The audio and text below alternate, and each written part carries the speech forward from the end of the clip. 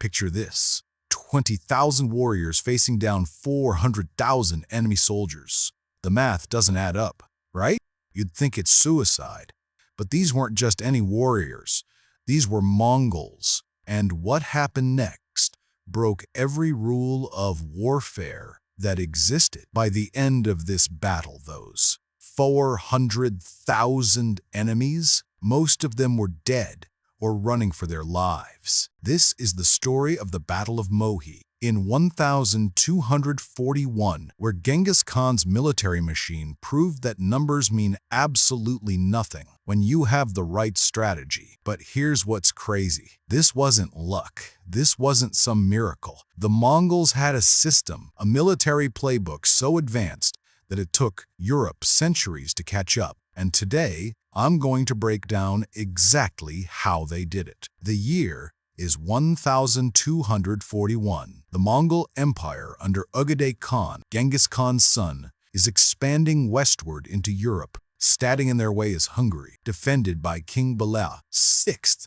and what historians call one of the largest armies ever assembled in medieval Europe. At that time, the Hungarian army wasn't just big, it was massive. We're talking about 400,000 soldiers, knights in heavy armor, infantry, crossbow units, and cavalry. This was the cream of European military might. They had fortified positions, superior numbers, and they were fighting on their home turf. Facing them, two Mongol armies totaling around 20,000 warriors. On paper, this should have been a massacre. The Hungarians should have crushed the Mongols through sheer weight of numbers alone. Every military strategist of the time would have bet on Hungary without hesitation. But here's the problem with conventional thinking. It assumes everyone fights the same way. It assumes that more soldiers always equals better chances of winning. The Mongols were about to prove that assumption dead wrong. To understand how this impossible victory happened, we need to dive deep into the Mongol military system. This wasn't just about having tough warriors. This was about having a completely different approach to warfare that nobody else understood. First, let's talk about mobility. European armies in 1241 moved like slugs. A typical medieval army could cover maybe 10 to 15 miles per day. Why? Because they were weighed down by heavy armor, supply wagons, and a massive support network of non-combatants. The Mongols, they could cover 60 to 80 miles per day. Each Mongol warrior had multiple horses, usually 3 to 5 animals per soldier.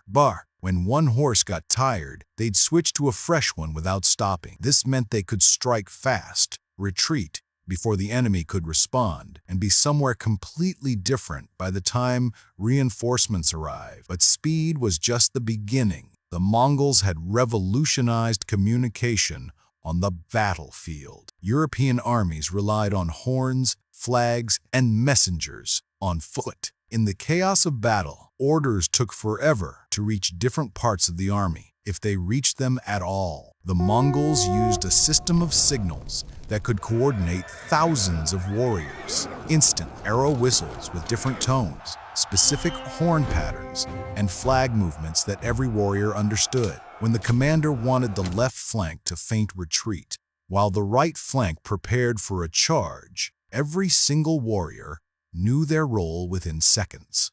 Their weapons were also completely different from what Europeans expected. While European knights charged with heavy lances and swords, relying on the shock of impact, Mongol warriors were masters of the composite bow. These weren't simple wooden bows. Mongol composite bows were made from horn, wood, and sinew, laminated together to create weapons that could punch through armor at distances that European crossbows couldn't match. A skilled Mongol archer could accurately hit targets at 300 yards while riding at full gallop. They could fire arrows so fast that witnesses described it like a continuous stream rather than individual shots. And here's the kicker. They could do this while retreating, making them nearly impossible to catch and counterattack. Now, let's get into the psychological warfare aspect. The Mongols didn't just fight armies, they fought minds. Before major battles, they would often send small raiding parties to harass enemy villages